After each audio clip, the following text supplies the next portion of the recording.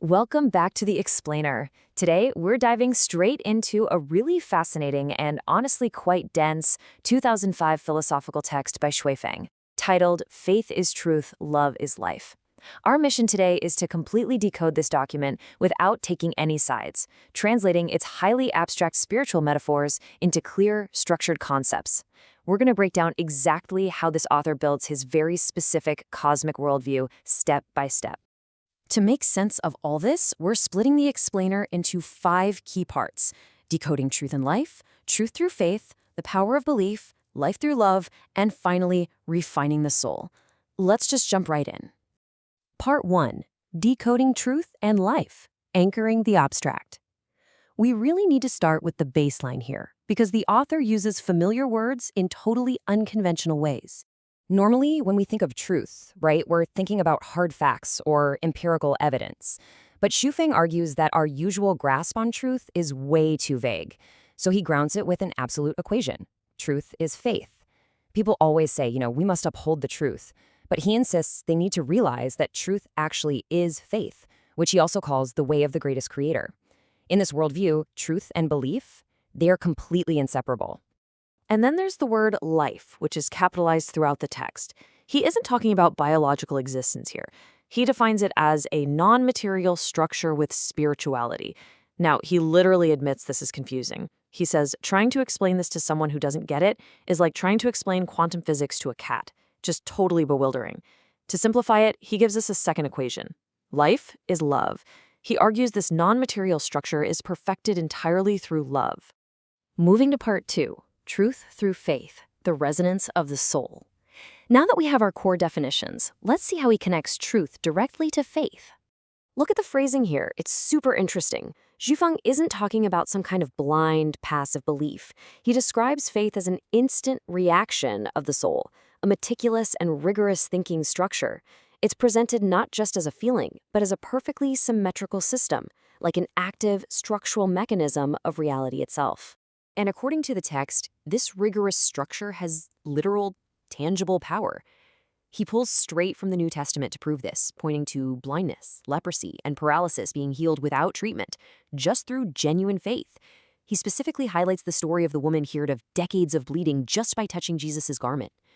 What's wild is he then bridges this spiritual idea with modern psychology, bringing up the Pygmalion effect.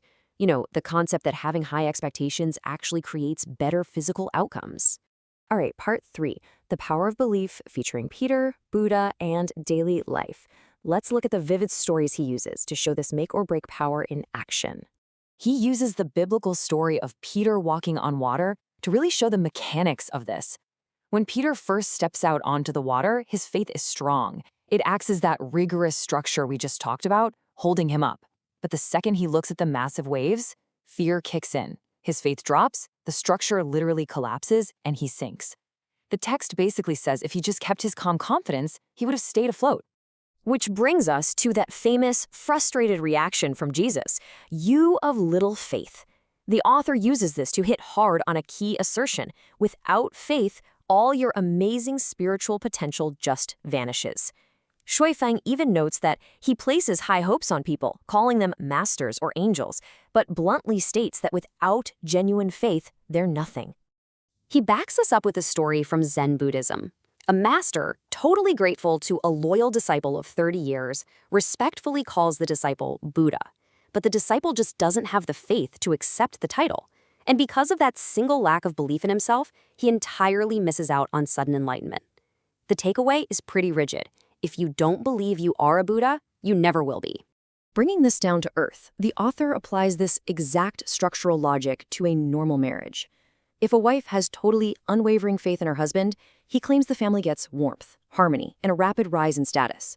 But if there's constant doubt and complaining, turmoil, and eventually total destruction, it's his way of insisting that faith, or the lack of it, always has material consequences. So, if truth equals faith, what about that second pillar? What exactly is life in this cosmic worldview? That brings us to section 4, life through love, perfecting the non-material structure. Let's see how life connects to love. So remember, life is defined here as a spiritual, non-material structure. Zhu Feng says the only way to perfect this structure is through love. He holds up Jesus and Buddha Shakyamuni as the ultimate peak examples of perfect lives because of their universal love. Jesus sacrificing his blood and Buddha enduring 49 years of hardship to relieve suffering. Those are presented as the ultimate acts that perfect the structure of life. Now, here's where the cosmology gets incredibly specific. According to this text, the universe is split into 36 distinct dimensional spaces, and the amount and depth of love you have is the single determining factor for where you exist across them, from the absolute highest realms like the Pure Land, down through the human world, all the way to the lowest spots like the animal world or the inflamed layer. Your zip code in the universe is totally dictated by your capacity for love. Finally, part 5, refining the soul, the cosmic balance of love. To explain exactly how we get sorted into these 36 spaces, the author uses a really striking metaphor. Think of the human soul like crude oil, pumped out of the ground. It's a messy mixture, right? It has to be refined into distinctly separate tiers.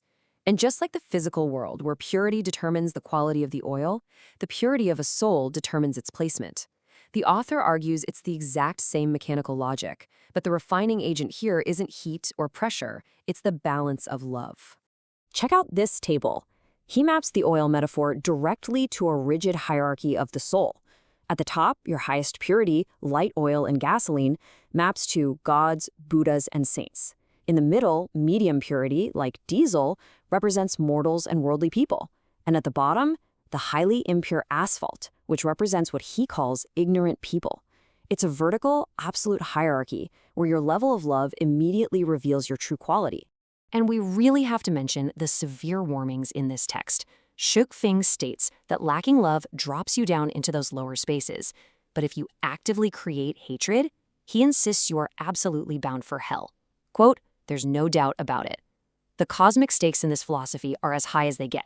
So, what kind of love actually saves you? The text concludes by radically challenging romantic love. He quotes lovers saying, "I only love you," and sharply responds, "You are being foolish." A narrow, exclusive love just isn't enough in this worldview. Instead, he vehemently pushes for a universal, broad love, loving nature, humanity, the greatest creator, and yes, even your enemies. Which brings us to a pretty provocative thought to leave you with. Based on the rigorous structures of faith and these intense dimensional hierarchies we've just decoded, the text really forces you to ask yourself, is your love narrow and exclusive, or is it universally broad? It's a heavy concept to reflect on, no matter where you stand on the philosophy itself. Thanks for joining me as we unpack this. Keep seeking, keep learning, and I'll catch you in the next explainer.